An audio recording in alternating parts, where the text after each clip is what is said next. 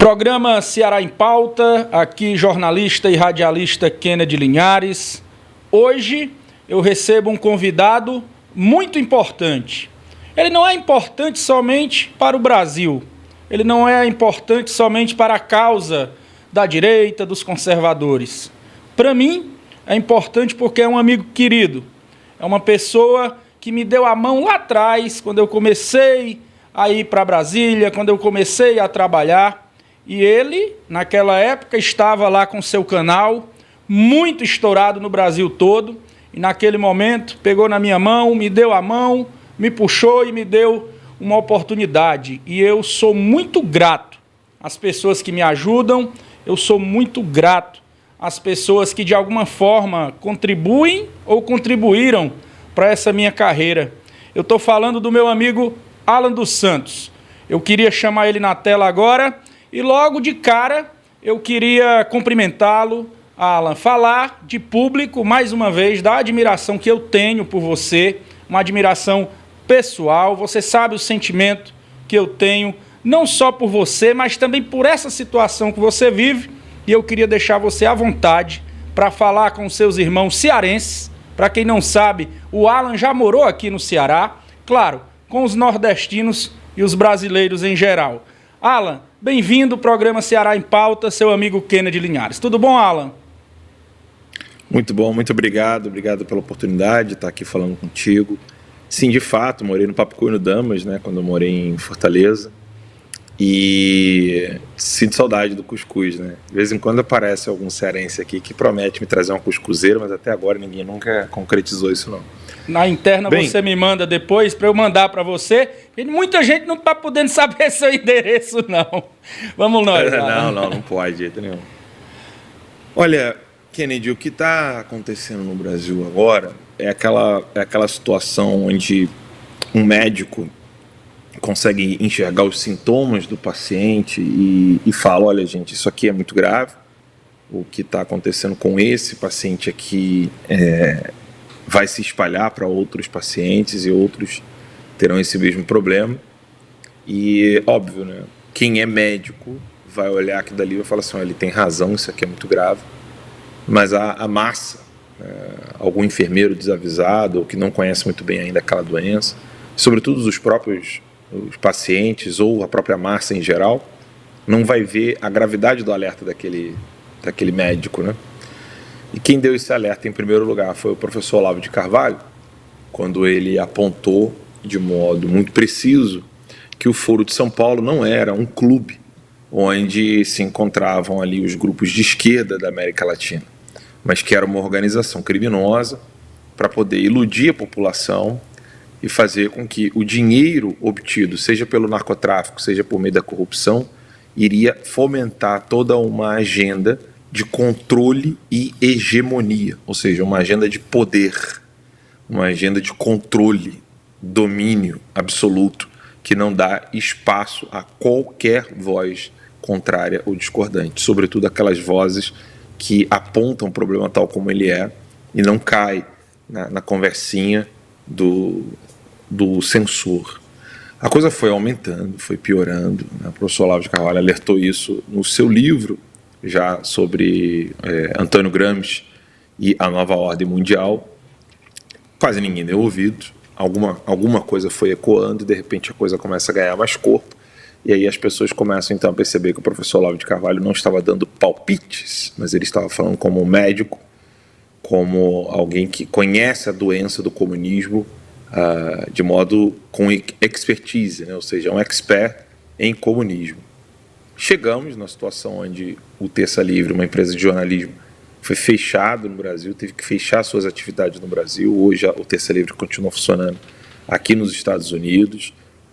Nosso jornal vai ao ar todos os dias de segunda a sexta-feira, às 8 horas da noite no Brasil, mas não usamos os canais convencionais como YouTube, Facebook, etc. Nós usamos o próprio site do Terça Livre, né, tercalivre.com.br, e desde que encerramos as nossas atividades no Brasil e a empresa funciona no exílio, nós estamos alertando. O problema não era o Alan dos Santos, não era eu.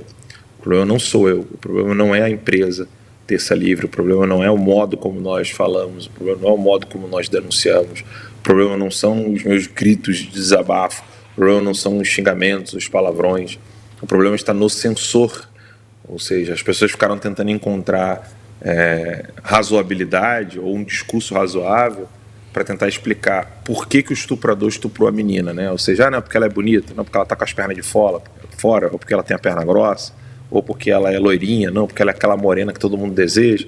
Enfim, ninguém quis discutir sobre os absurdos do estuprador, ou seja, usando essa analogia aqui, ninguém discutiu a gravidade da decisão do censor. E agora, Alexandre de Moraes continua com a sua censura, censurando rádios, censurando TVs, que a Jovem Pan é uma TV hoje, censurando na cara dura. Em um jornal de opinião, ele tem que emitir opinião, e agora o Alexandre de Moraes está dizendo quais opiniões que podem ser faladas no meio de comunicação. Ele fez isso com Terça Livre, agora está fazendo com a Brasil Paralelo e agora está fazendo com a Jovem Pan. E se as emissoras de rádio em todo o Brasil e as TVs de todo o Brasil não derem um basta nas decisões do Alexandre de Moraes, a situação tende a piorar cada vez mais, e aí só existirão rádios e TVs que são amigas de quem está exercendo o poder de censurar. Alan, sempre que a mídia se refere ao seu nome, ela se refere de forma pejorativa. O blogueiro, o youtuber. Quem é o Alan dos Santos? Eu não quero que você fale para o seu público do Terça Livre. Eu quero que você fale para o meu público. Aquele senhorzinho, o seu João, a dona Maria, aquele pessoalzinho que está aqui nos rincões do Nordeste. Quem é e o que fazia o Alan dos Santos no Brasil? Bem, eu cuidava de moradores de rua durante 6 anos, por isso que eu morei em Fortaleza, porque eu cuidava de moradores de rua lá, no Damas e no Papicu, desses 2 bairros de Fortaleza, e lá tinha também uma chácara no Eusébio, onde a gente cuidava de moradores de rua, numa comunidade franciscana chamada Toca de Assis. De lá eu fui para o seminário, me formei em filosofia.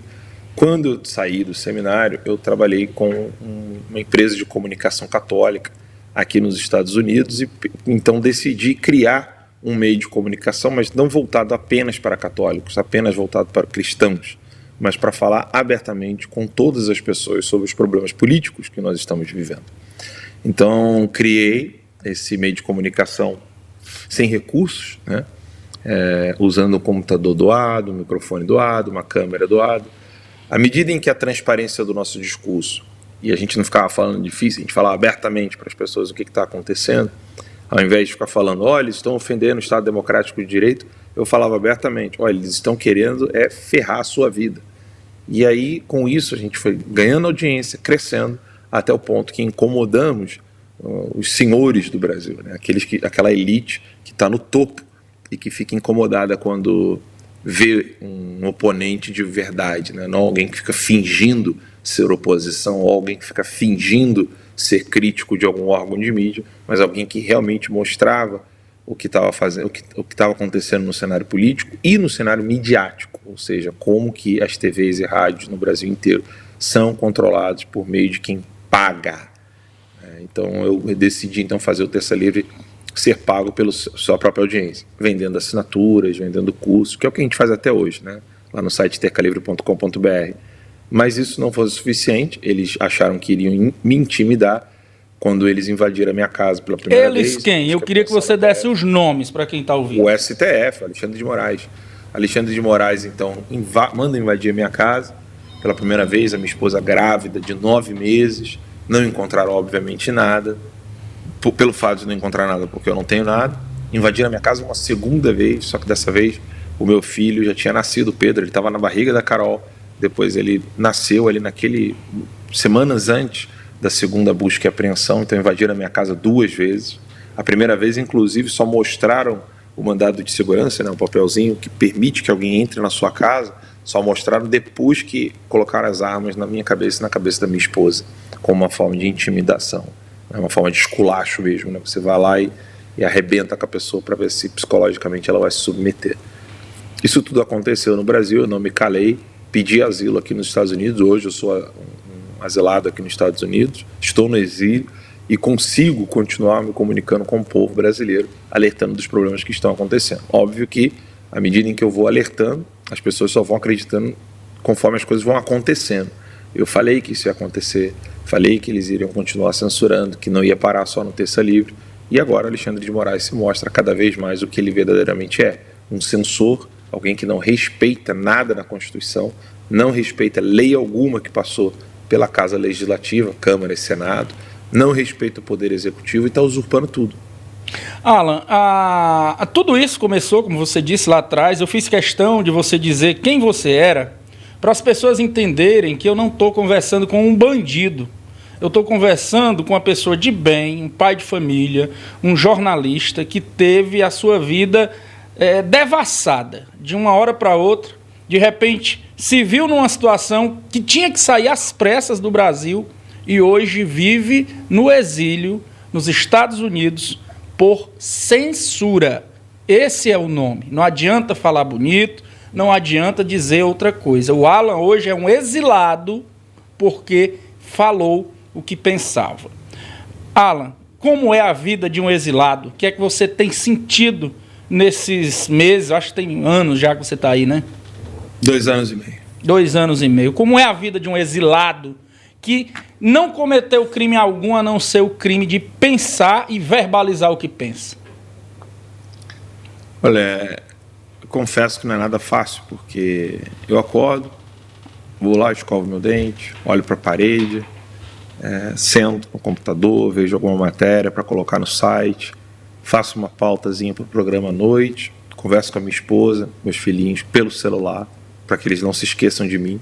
Lembrando que o Pedro, meu filho, que nasceu logo após a primeira busca e apreensão, e depois ele era recém-nascido na segunda busca e apreensão. Quer dizer que você está aí sozinho, a tua família não está com você aí? Não, há 2 anos e meio. Meu Deus do céu, é pior do que eu pensava. Eu achei que eles estivessem com você. Não. Muita gente aqui acha que ele está com você. Não, quem me dera. Quem me dera, não. Não. Realmente é uma situação... 2 anos e meio longe dos meus filhos. É uma situação muito, muito revoltante. Mas pode continuar, Alan, me conte mais. E aí, assim, eu falo com os meus filhos pelo celular para que eles não se esqueçam de mim, né? Porque são 2 anos e meio no exílio. Não adianta ficar pelos cantos chorando, não adianta ficar triste, revoltado. O que me resta é continuar trabalhando, tentando sobreviver, tentando pagar o tratamento da minha filha, que quase morreu de meningite encefálica. E todo dia é assim, não muda muito, né? Com a diferença que domingo vai à igreja, né? Todo dia é a mesma rotina, não muda absolutamente nada. Vez ou outra aparece um amigo que vem do Brasil aqui para prestar alguma solidariedade, como fez o pastor Wesley, vir aqui me visitar, mas assim, é bem raro, né? Alan, eu não vou nem falar o quanto eu acompanho o seu trabalho, o quanto eu vejo o que você faz, e eu sempre tenho visto você dizer que tem muita gente romantizando o que está acontecendo, tem muita gente que não está levando a sério o que está acontecendo no país. De uns dias para cá, o passo aumentou. Ela vinha lento, teve aquele problema com você, e o resto tudo muito blasé, muita conversinha, mas de um dia para cá, a escalada aumentou. Aí vem Brasil Paralelo, vem Jovem Pan, vem pedidos de retirada de perfis como o Nicolas Ferreira. Aí uma gama de pessoas, Constantino, você já está no seu 16º perfil do Instagram, toda vida que você bota, eles derrubam, eles é o STF, eu quero ser bem claro aqui, o Alexandre de Moraes, para ser mais específico. Por que esse passo apertou agora e qual é o próximo passo na sua visão? Olha, o porquê, né? Vamos responder a primeira pergunta, depois eu respondo a segunda. A primeira pergunta deve ser respondida com uma frase do próprio Aristóteles, tá? Eu vou parafrasear Aristóteles aqui, né? Pau que nasce torto nunca se endireita, né? A frase dele, na verdade, é quia parvus era in principio maius est in fine, em latim, que é um pequeno erro no princípio torna-se grande no final. Que é a mesma coisa que dizer pau que nasce torto nunca se endireita. Um problema, quando você está fazendo um piso de uma casa, tá? Kennedy, imagina só. Vamos imaginar que eu e você, a gente tem que fazer o piso de uma casa. A gente tem que colocar os pisos, quando você coloca o primeiro meio torto, o que vai acontecer? Sai tudo torto. Sai tudo torto. Então, assim, um problema que no início já está todo equivocado, né, uma situação onde o início, o princípio está todo equivocado, não importa o que você faça, ele vai continuar naquela direção. E qual é a direção que o Brasil está caminhando há décadas? O Partido dos Trabalhadores ele não pode existir pela lei dos partidos, porque ele é submisso ao Foro de São Paulo, criado pelo próprio Lula em 1990 com Fidel Castro, com o intuito de querer transformar o Brasil, a América Latina inteira, como está acontecendo na Venezuela, no Chile, na Argentina, ou seja, em países comunistas, onde a miséria impera e as pessoas, uma vez numa miséria absurda, acabam acreditando em qualquer promessa que seja dada.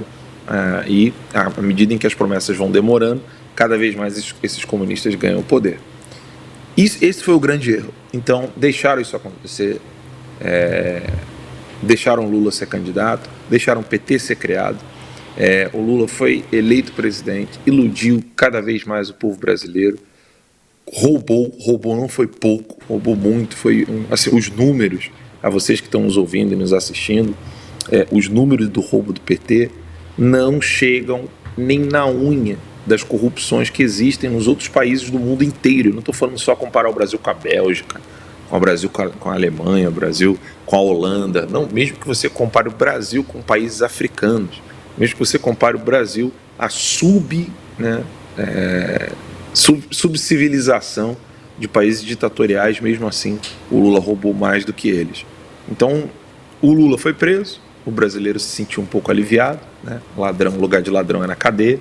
Aí, só que o Lula tinha os seus comparsas, ele tem os seus amigos, seus companheiros no crime, e são esses mesmos companheiros de crime quem soltaram então o Lula da cadeia e fizeram agora o Lula voltar a ser, com muitas aspas, candidato, porque ele não é candidato, ele está só fingindo ser candidato, ele está só fingindo ser político. O que ele está fazendo é instaurar uma ditadura no Brasil, um projeto socialista comunista para calar todo mundo. Então, essa é a resposta à primeira pergunta, né? Onde que isso vai parar é a segunda. Bem, é simples, né? O Lula ele quer manter essa aparência de democracia, essa aparência de liberdade, censurando, sempre usando termos bonitinhos, como ele usou na entrevista última agora ao chamado Flow Podcast, onde ele diz o seguinte: ele virou lá e falou assim, o apresentador vira para ele e fala assim, tá, mas o que aconteceu com o Alan dos Santos? O Lula fala, não, também sou contra destruir a vida da pessoa, mas tem que educar essas pessoas. Ou seja, quem é o Lula para dizer que ele tem que educar uma pessoa que emite a sua opinião? Quem tem que educar quem emite opinião é professor, e mesmo assim não é nem no sentido do Lula. Então, quando eles falam em educar, eles estão falando de campo de concentração. Agora, só que fica feio você colocar uma cerca, botar a pessoa presa num lugar sob o título de campo de reeducação.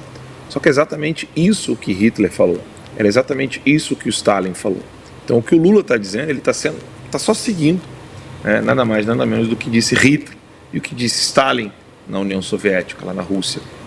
Então, ele está querendo criar esses campos de concentração. Primeiro, eles precisam intimidar. Quem aqui vai se submeter, quem aqui vai ficar calado, quem aqui vai abaixar a cabeça.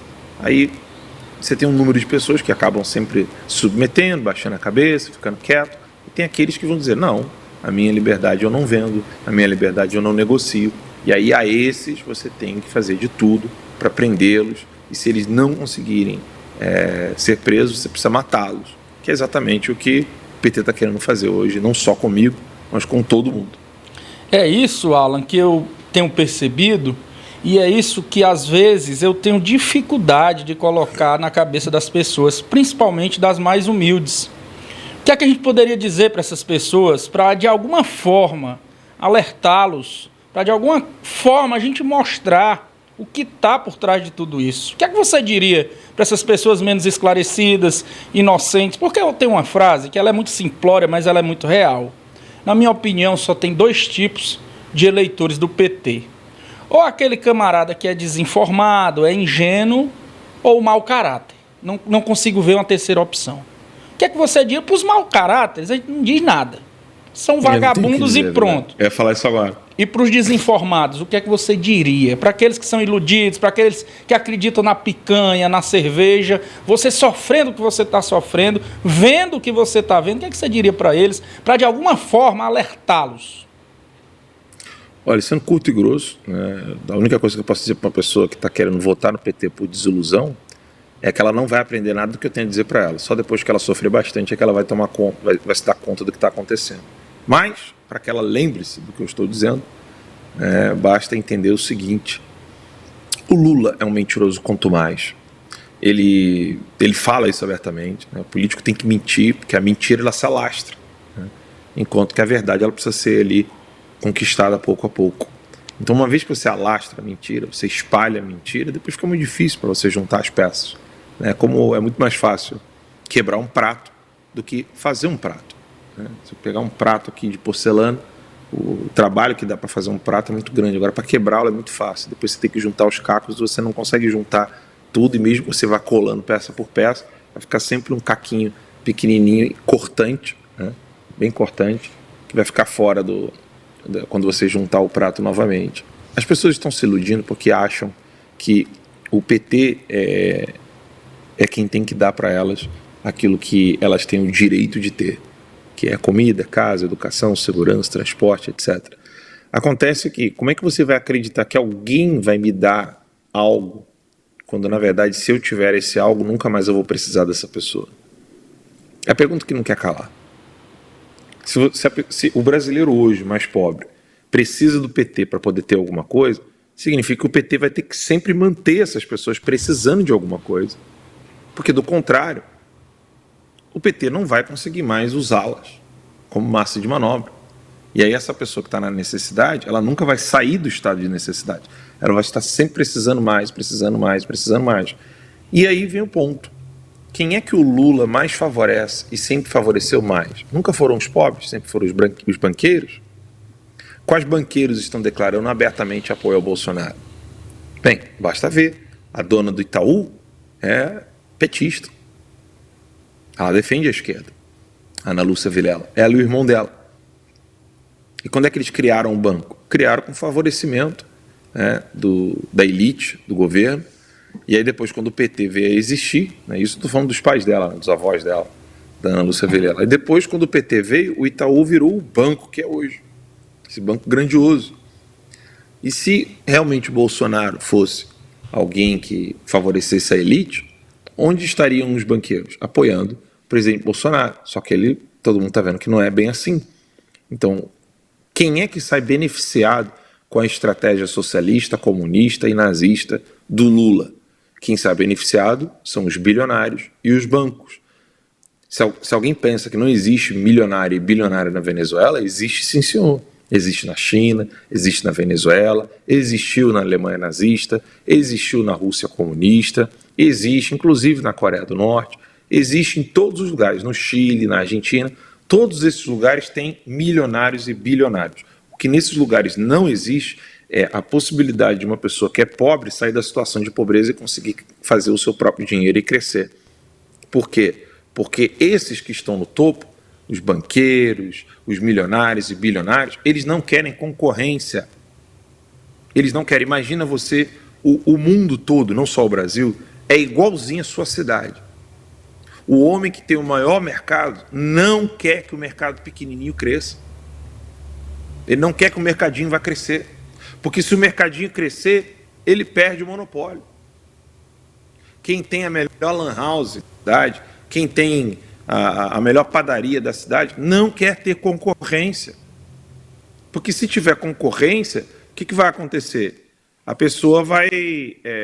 se você pensa que quem está ali no poder, na hegemonia, né, tem ali a melhor padaria da cidade, o melhor mercadinho da cidade, se você pensa que a pessoa vai querer dividir o sucesso dela, querer dividir o dinheiro dela, a grana que ela está recebendo, com alguém que está crescendo, essa pessoa é maluca. Eles querem manter monopólios. E o Lula, ele faz isso. O governo do Lula sempre fez isso e ele vai continuar fazendo isso. O governo do PT faz isso. O governo de esquerda faz isso. Eles beneficiam os milionários e bilionários. Enquanto isso, o pobre não pode sair da miséria e da pobreza. Ai do pobre que ganhar dinheiro vendendo picolé e conseguir abrir uma lojinha para vender sorvete. Ai dele.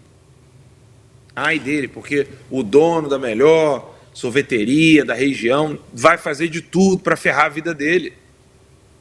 E no comunismo, ele tem o apoio do Estado, do governo, que vai dizer assim para ele, ó, boa ideia, vamos aumentar os impostos aqui. Aí vai aumentando imposto, o cara ele é obrigado a voltar a vender picolé na rua, porque ele não consegue pagar a conta de luz, ele não consegue mais pagar os impostos para ter aquele estabelecimento. Aí vem o tal do CNPJ, dos impostos do CNPJ, depois vem o direito trabalhista das pessoas que ele está contratando.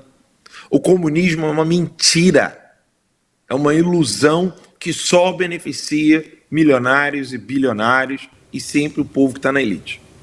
Eu queria que você tirasse outra dúvida do nosso público ouvinte, de quem está assistindo a gente nas redes sociais. Muita gente, Alan, aqui, principalmente no Nordeste, faz a pergunta: o Lula não vai fazer isso, sabe por quê? Porque lá atrás ele não fez. No primeiro governo ele não fez. Tudo isso que vocês estão dizendo é mentira. Ele não fez lá, por que vai fazer agora? O que foi que mudou, Alan? Ele fez. Quando ele liberou os créditos, o brasileiro estava conseguindo comprar trator, não estava? Estava. Estava ou não estava? Estava. Então, o que acontece?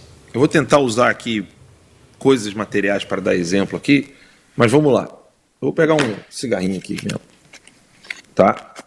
Dinheiro funciona assim, você pega o tabaco, vai lá, faz o cigarro, bota aqui no negocinho e vende. O valor dele é o valor da soma do preço desse papel para fazer a embalagem, o preço do papel para poder fazer isso aqui, o processo que fez para poder colocar o fumo aqui dentro do cigarrinho e depois vender. Tudo o que gera de custo aqui vai influenciar no preço final. E aí o preço final é que vai estabelecer quanto que vale aquele produto chamado cigarro ali, por exemplo. Né? E dinheiro é assim, dinheiro real é assim. Agora, dinheiro imaginário, que é o seguinte, te dou um crédito aqui agora, você vai ter dinheiro para você poder fazer o que você quiser. Quando você gastar e aquele dinheiro não voltar a cair na sua conta, o que acontece com aquele dinheiro? Se você gastou aquele dinheiro, você não vai receber ele de volta. Se você não investiu naquele dinheiro, se você não colocou o dinheiro em alguma outra coisa que faça produzir dinheiro, o que vai acontecer? Você vai ficar sem dinheiro. Você vai gastar o dinheiro e ele vai sumir. É exatamente isso que o Lula fez quando ele deu crédito para o povo, porque o crédito ajuda o banqueiro. O banqueiro ama crédito, ele adora, porque quando ele está numa situação emergencial, ele vira para o governo e fala assim, olha, estamos aqui com uma inadimplência muito grande, tem muita gente que não pagou os créditos que foi liberado, e agora como é que eu faço? Aí o banco não pode quebrar, o banco não pode parar de funcionar, o governo vai lá e injeta mais dinheiro. Mas de onde veio o dinheiro que o governo colocou no banco? O dinheiro é exatamente os impostos que você pagou ao produzir o seu produto. Ele vai aumentando, vai aumentando, vai aumentando, vai aumentando, e cada vez mais esse mesmo dinheiro é jogado no colo dos banqueiros. É exatamente isso que o Paulo Guedes estava desmontando e destruindo, é exatamente isso que o presidente Bolsonaro estava desmontando e destruindo. Só que, óbvio, se você não sabe como funciona um banco, porque você nunca teve um banco, eu também não tive, mas eu tive que estudar isso. Agora, se você não sabe como funciona um banco faz dinheiro como, gente? Todo mundo coloca o dinheiro lá na casa do cara. Vamos imaginar que... Vamos fazer um banco no Velho Oeste? Vamos, Kennedy? Eu e você? Bora. Só eu e você aqui no Velho Oeste. Aí você tem aí 10 moedas de ouro, eu tenho 5 moedas de ouro, e aí o pessoal, vamos dizer que tem 7 ou 8 pessoas aqui que tem mais 5 moedas de ouro, eles querem colocar esse dinheiro em algum lugar. Então o banco nasceu por causa da proteção, o dinheiro não será roubado. Esse foi o primeiro motivo dos bancos existirem. Para você colocar ali uma quantia grande de moedas de ouro ali, fica ali e ele existe. Só que tem um problema. O que o banco vende? O banco vende juro, crédito.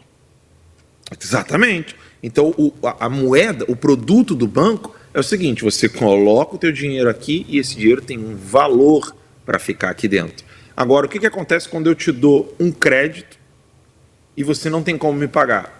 Eu vou aumentando os juros e aí você, ao invés de pagar 5 por isso aqui, você vai pagar 10, 15, 20, só que você vai pagar devagarzinho, aí você não vai sentir. O banco vai ganhando dinheiro com juros, só que os juros do banco, ele precisa ser regulado de alguma maneira pelo próprio governo.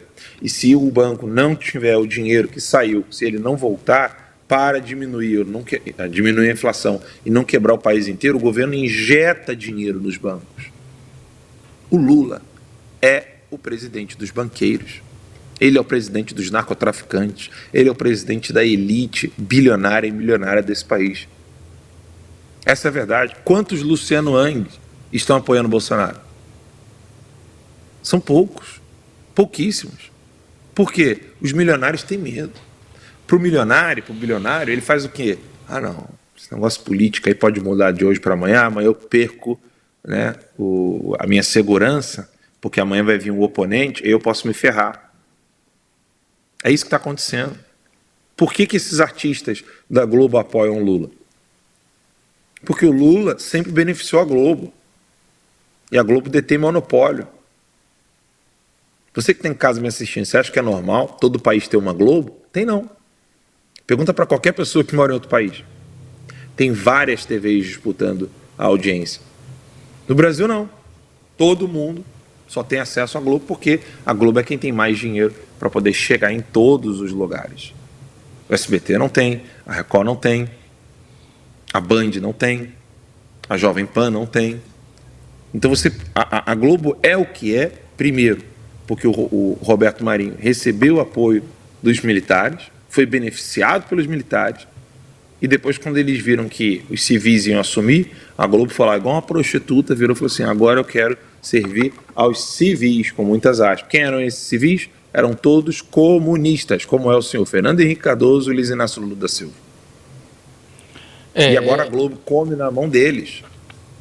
E você percebe, Alan, que a Globo não sofre nenhum tipo de retaliação por parte do STF, por parte do TSE. Eles cobram isonomia. O que aconteceria contigo se você dissesse que o general Heleno estava ameaçando a Venezuela e poderia entrar em guerra a qualquer momento? É, complicado. Num tweet falso. Não, no tweet falso. O que aconteceria contigo? Aí a Polícia Federal estava na minha porta na outra hora. A Globo fez isso em rede nacional, no Jornal Nacional. Faz todo dia. Faz todo santo dia. Você assiste a Globo News, você assiste a Globo. O Jornal Nacional tá de dar nojo. É a pauta do começo ao fim. Bolsonaro, Bolsonaro, Bolsonaro, Bolsonaro. Você lembra do porteiro? Sim, lembro. Do condomínio do Jair, responsável pela morte da Marielle. A Globo divulgou uma mentira gravíssima, colocando a honra e um problema criminal para cima do presidente Bolsonaro. É algo assim assustador que a gente está vendo no país. São 2 pesos e 2 medidas de forma descarada. Mas por que nos últimos dias eles perderam o medo? Eles estão pro tudo ou nada? Eles sabem? Eles sentem que podem perder a eleição? Eles sabem que estão fazendo porque eles vão continuar seguros. Não existe um medo aí de o Bolsonaro ganhar a eleição? Se você é criminoso, pensa com a cabeça de bandido. Eu sei que é difícil isso para nós, mas a gente tem que pensar assim para entendê-los. Se você é bandido, criminoso, você tem sangue nas mãos, Celso Daniel e tantas outras coisas que já aconteceram de morte de pessoas dentro do próprio PT. Se você é criminoso, assassino, psicopata, você vai apertar a censura para cima dos oponentes, sabendo que 2, 3 meses depois você pode ir preso novamente, ou sabendo que você vai ficar impune? Então é o tudo ou nada, né? Eles estão arriscando para sair impune disso. Claro. Mas é isso que eu pergunto. Isso aumentou assim de forma sensível de uns 10 dias para cá. Você acha que no fundo, eles sabem que corre um sério risco de perder a eleição? Não, eu acho que eles têm certeza que eles vão conseguir vencer. Com base em quê? Fraude? Provavelmente. É muito grave, né? Muito grave, né, Alan? E aí a pergunta que não quer calar. Como resolver isso? A população não pode aceitar. Ela não pode aceitar nem as eleições. Pelo fato de você ter uma empresa censurada de comunicação. Não tem eleição enquanto não deixar paralela em todo mundo. Enquanto você ter mídia, de imprensa, sendo calada, censurada, não pode ter eleição. Essa é a minha opinião. Como é que você pode ter eleição num lugar onde o censor é quem vai contar os votos depois? Eu compreendo, mas quem entraria nisso para resolver a situação? Não, para mim não tinha que ter um responsável para fazer isso, não. Tinha que ser o povo. Todo mundo ir para rua e acabou. Não sai mais. Então essa história de povo esperar por exército, esperar por presidente... Não, esquece. O general ele tem um salário que o povo não tem, então ele está muito tranquilo. E continuará tendo, independente do resultado. Dependente, ele vai prestar continência para comunista e para patriota, não importa. Ele vai continuar tendo o salário dele. Então, Alan, assim, a sua visão é uma visão bem pessimista do futuro, né? Eu não digo pessimista, é realista. Sabe por quê, Kennedy? Olha só, eu não posso dizer que uma menina bonita ela chega para marcar uma consulta com um médico, aí ela vai com uma roupa decotada, quando o médico está ali, dentista, está só ela e o médico, ela tranca a porta, ela bota a mão na bunda do médico, ela bota a mão do médico no peito dela, ela esfrega o pescoço dela na cara do médico, ela começa a arrancar a roupa. Eu não posso olhar tudo isso e dizer o seguinte: não, essa menina aqui está querendo dar para o médico. Não, ela só está querendo tratar o dente. De tudo que está acontecendo até agora, fechamento do Terça Livre no Brasil, político preso, presidente de partido preso, Wellington Dias, jornalista, tornozeleira eletrônica até hoje, Wellington Macedo, cadeira de rodas. De tudo isso que está acontecendo, alguém virar para mim e falar assim: não, do nada vai ter uma normalidade na hora da contagem dos votos. Sendo que quem fez tudo isso com essas pessoas é quem vai contar os votos. Eu não sou pessimista ou otimista, eu sou realista. Quem vai contar os votos é o ex-advogado da Transcooper? A empresa que foi acusada de ligação com o PCC, com o narcotráfico? É pessimismo ou realismo? Eu vejo como realismo. E essa esperança que o povo deposita nas Forças Armadas? Tem muita gente dizendo: não, mas o Exército está de olho, o Exército está olhando e tal. O que é que você diria para essas pessoas? Mas pode estar de olho, pode estar fazendo o que for. Até o Exército tem medo se o povo não sair para as ruas e fizer alguma coisa. Então o povo tem mais é que esquecer o Exército, ir para a rua e impor aos generais das Forças Armadas que eles tenham que fazer alguma coisa. O brasileiro tem que parar com essa coisa de ficar batendo na porta dos outros e mendigando. Por favorzinho, vem me ajudar. Por favor, não. General, tira essa bunda da cadeira e sai agora para cumprir a Constituição. Artigo 220, nenhum órgão de mídia pode ser calado. Eu não estou falando de intervenção militar, não. Não estou falando de botar tanque na rua, não. É só dizer o seguinte: opa, essa ordem aqui não pode. É só isso. Não precisa invadir STF, não precisa prender ministro, não precisa fazer nada. É só virar para todo mundo e falar assim: podem continuar emitindo as suas opiniões. Os dois lados, os comunistas e os não comunistas, podem falar à vontade. Quem for censurado aqui agora, nós vamos garantir a lei e a ordem. Acabou. E hoje não tem nenhum movimento nesse sentido por parte das Forças Armadas? Nada? Não. Estão com seus salários em dia. Meu Deus. Alan, eu não quero mais tomar o seu tempo, a gente já está com quase 1 hora de entrevista. Eu queria que você se dirigisse aos seus irmãos nordestinos, seus irmãos brasileiros, as pessoas que estão acompanhando pelas redes sociais, pelas rádios, e dissesse o que tem no seu coração agora. Olha, a primeira coisa é dizer que o melhor lugar que eu já morei na minha vida foi Fortaleza, pelo clima, pelo povo. E se tem uma coisa que eu aprendi convivendo com as pessoas do Ceará, com as pessoas do Nordeste inteiro, porque eu viajei muito pelo Nordeste, Natal, João Pessoa, na Paraíba. Se tem uma coisa que eu aprendi, é que o nordestino, ele não se submete. Está na hora do povo entender que eles têm poder.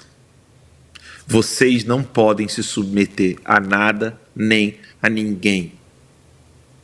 Vocês é que saíram do Nordeste para poder batalhar e construir o Sudeste que existe hoje. Não se submetam. Vocês são valentes, vocês são fortes. Não se submetam a nenhum político mentiroso, canalha, sem vergonha, bandido e ladrão. Honrem a grandiosidade de não se submeter como fez o padre Cícero. Honrem a grandiosidade de não se submeter como fez o Frei Damião.